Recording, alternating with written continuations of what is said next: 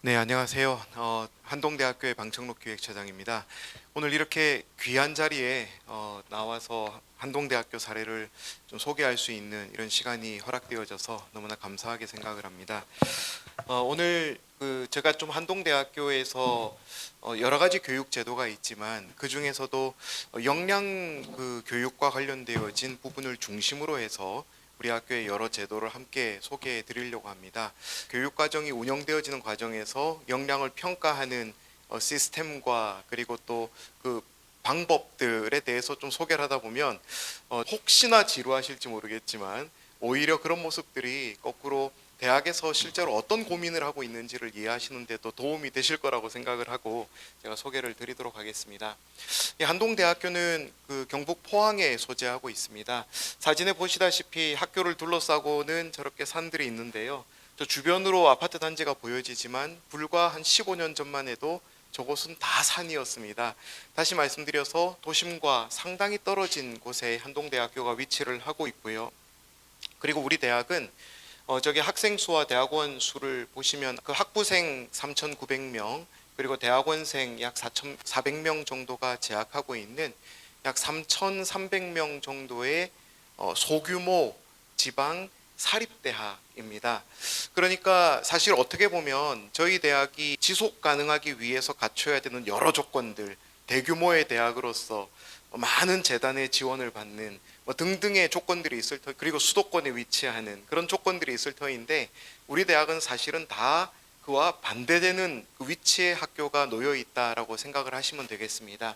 그래서 소규모 대학이고 그리고 포항에 소재하고 있고 사립대학인데 그렇게 재단의 상황이 그렇게 크게 후원이 가능하지 않은, 그래서 항상 재정은 부족하지만 항상 감사하게도 여러 기회로 학교가 지금까지 운영되어지는데 전혀 어려움 없이 오늘날까지 발전할 수 있었던 그런 대학이 되게 됩니다. 저희들은 그렇게 발전할 수 있었던 제일 중요한 이유가 우리 대학이 가지고 있었던 강점이 거기에 영향을 미쳤다고 생각하는데 그것이 바로 저희는 교육이라고 생각을 합니다.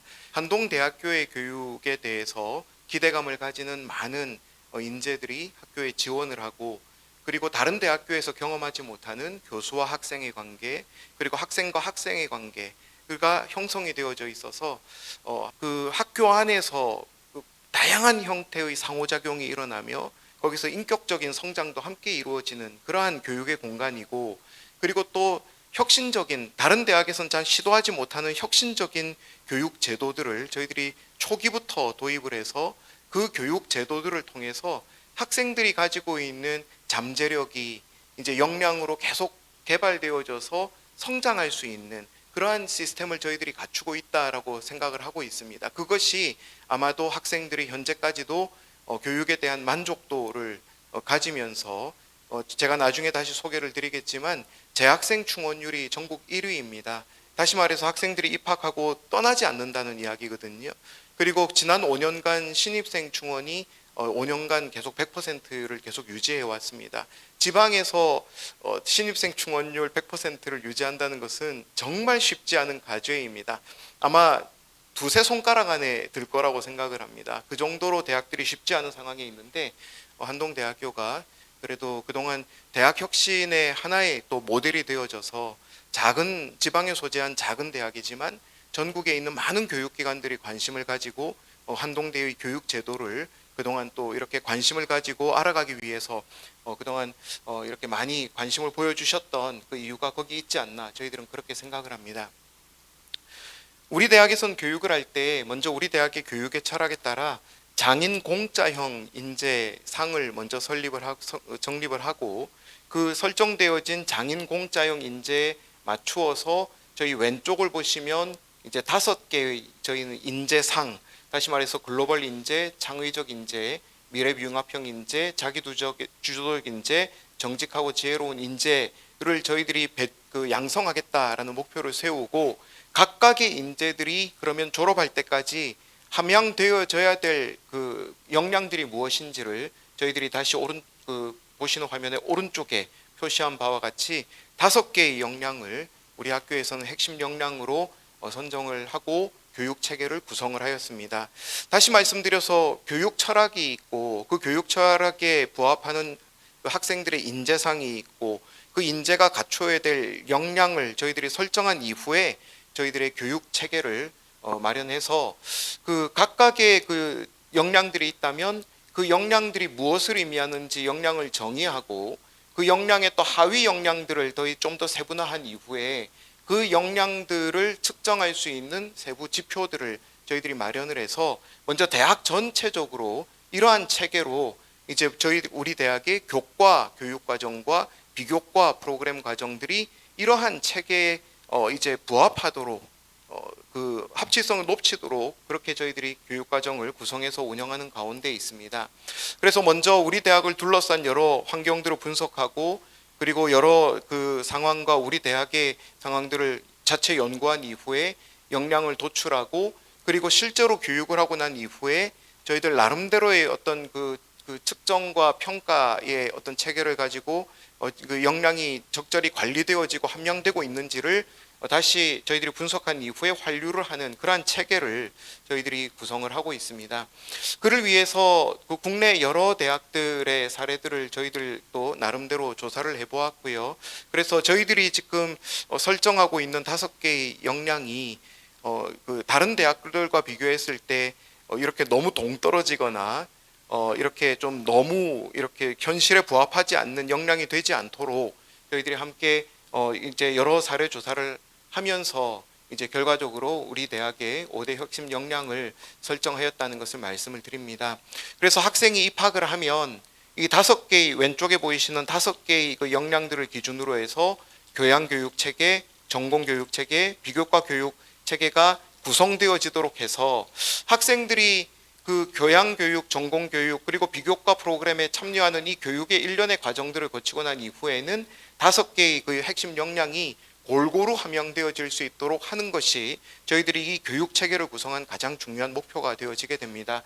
그래서 저희가 이 학생들이 졸업할 때에는 저희가 애초에 목표로 하고 있었던 이른바 장인 공짜형 인재상에 부합하는 이제 인재로 양성이 되어서 사회에 진출할 수 있도록 하고자 계획을 하고 있습니다.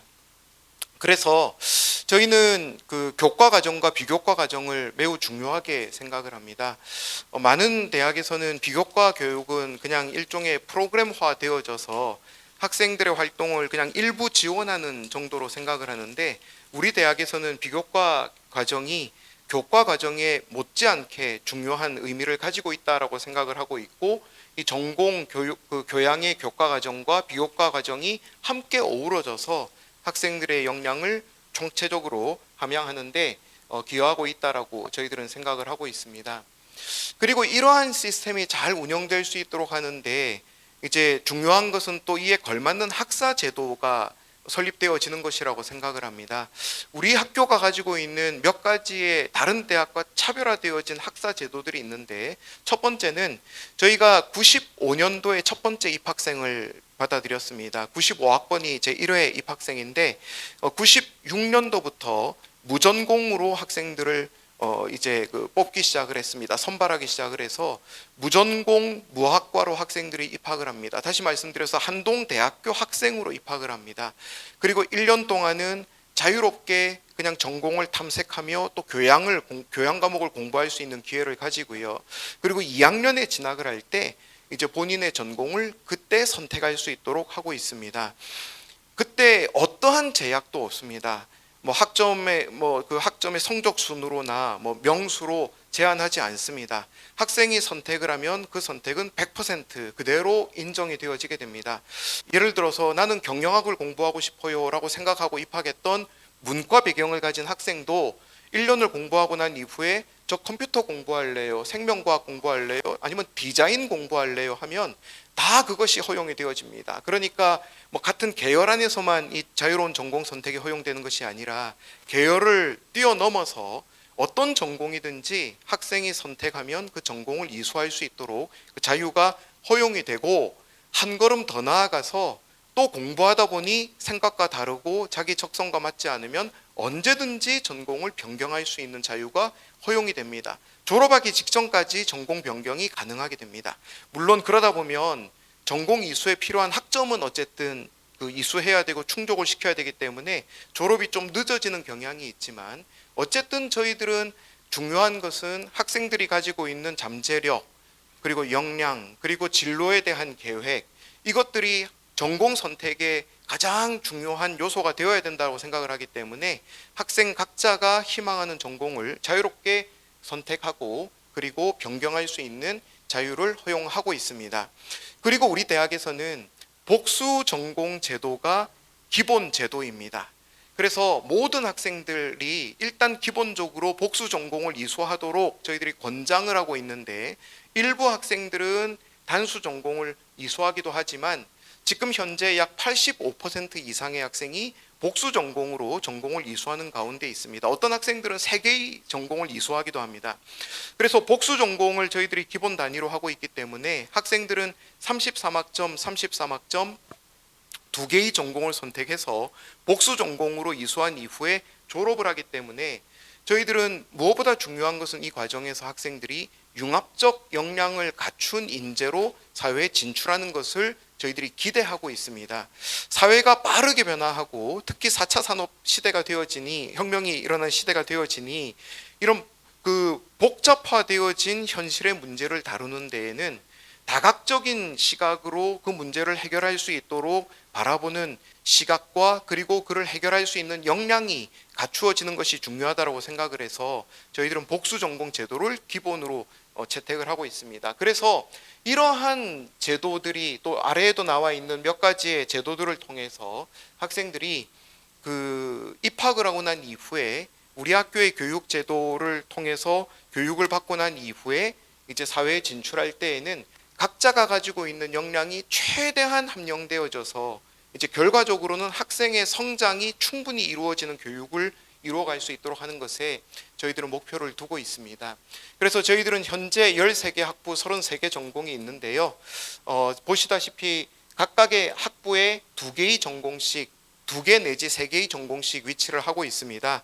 저희가 지금 이제 글로컬 대학 사업이 진행되는 과정에 있고, 저희가 예비 선정이 되어 있고 아직 본 선정을 위한 이제 제안서를 준비하는 과정에 있습니다. 저희들이 지금 제안한 것은 원 칼리지를 구성하겠다라고 해서 이 학부조차도 다 없애겠다라고 저희들이 지금 그렇게 제안을 했습니다. 다시 말씀드려서 다른 국내의 어떤 대학보다도 저희들은 이 전공 간 학부 간 경계가, 학문 간 경계가 매우 낮고 그래서 유연한 교육이 이루어지고 있다고 생각을 하지만, 그 낮게나마 존재하고 있는 학부 간 경계도 저희들은 완전히 그냥 허물어 버리려고 생각을 합니다. 그래서 더 유연한 교육 제도를 만들고자 생각을 하고 있는데요.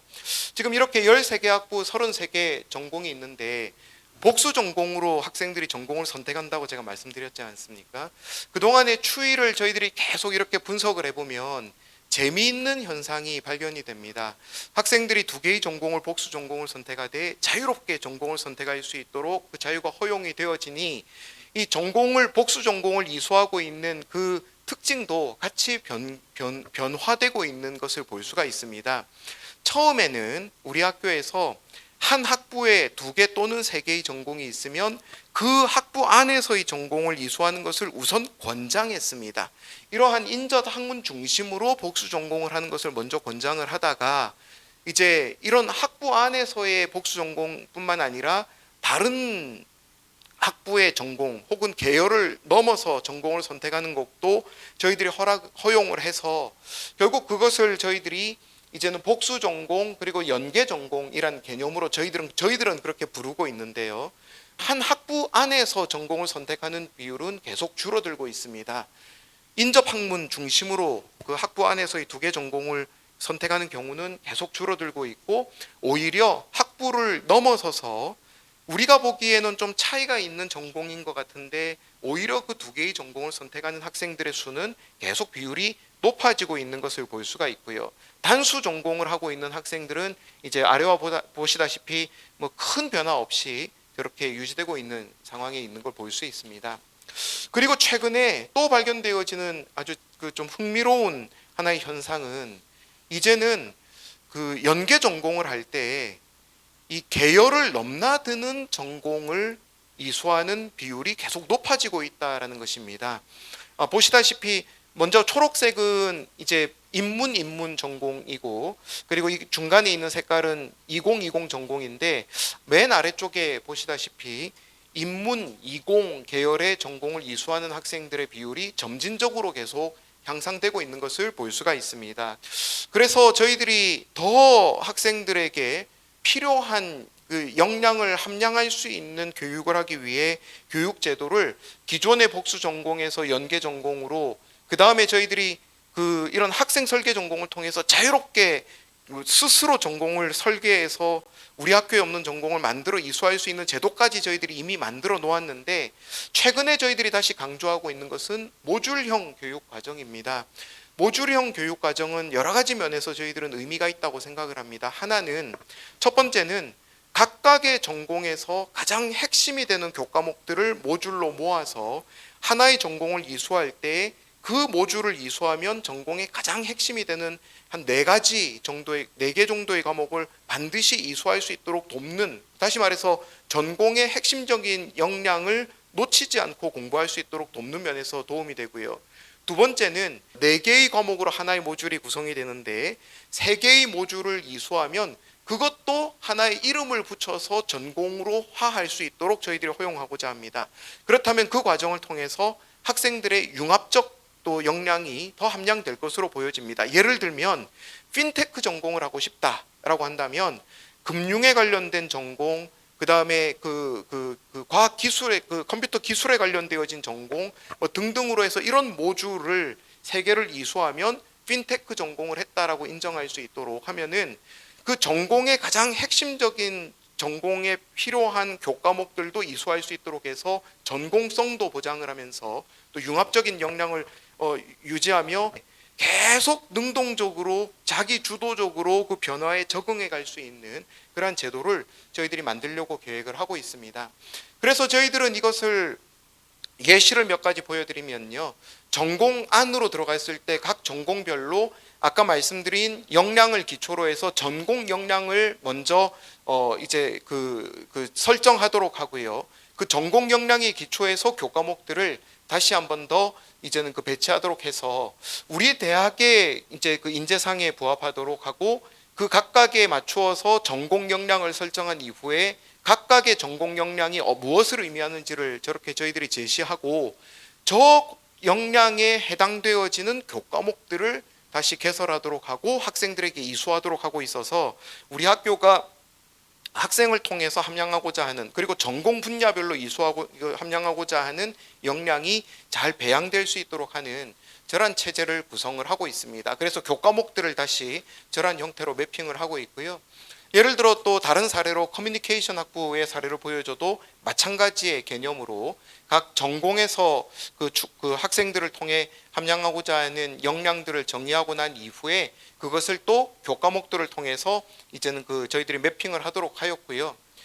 교양 교육 과정 역시도 저희들의 5대 핵심 역량을 기초로 해서 교양 교육의 영역을 다시 구분을 하고, 그 영역에 구분되어진 과정 속에 어떤 교육을 제공할 것인가를 저희들이 설정하고, 실제 교과목들을 다시 저 체계로 구성을 해서 학생들이 우리 학교의 교양 교육을 받고 난 이후에는 우리 대학이 추구하는 역량을 균형 있게 발전시켜 나갈 수 있도록, 함양할 수 있도록 하는 것을 저희들이 목표로 하고 있습니다. 그리고 이 교육 과정은 이제 4년 단위로 이제 대개편이 이루어지게 되는데요. 우리 학교의 특이한 것은 무전공으로 학생이 입학을 하고 자유롭게 전공을 선택하다 보니까 매 학기마다 전공에 소속된 학생 수가 계속 변동을 합니다. 대학 경영의 차원에서는 무지 곤혹스럽습니다.